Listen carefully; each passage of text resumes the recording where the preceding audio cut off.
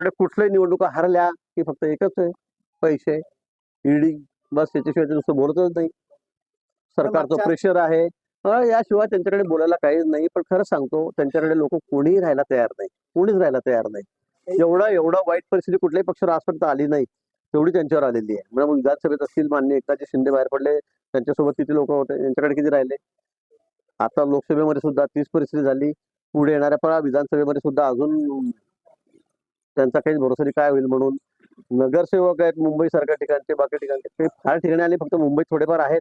ते बघा पुढचे मागे काय होतंय म्हणून आपण तुम्हाला भविष्यावर दिसेल ते पण पुढे जात आहेत म्हणून. मागच्या 3 वर्षाआधी पण उद्धव ठाकरे भेटत नाही हाच आरोप होता आणि आताही तोच आरोप आहे. नक्की काय नक्की कोणालाही भेटत नाही. फक्त संजय राऊत यांचं सकाळपासून तेच कुचकू सुरू होते.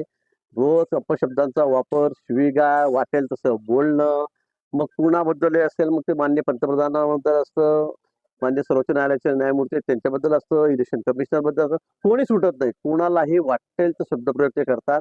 जे तुमच्या चॅनलवर बोलायला नको इतक्या घाण शब्दामध्ये शिवीगाळ करतायत, हे लोकांना आवडत नाही. त्यांना वाटतं की मी किती शिवीगाळ करतोय का छान, पण हे लोकांना आवडत नाही, प्रेक्षकांना आवडत नाही, बघणाऱ्यांना आवडत नाही.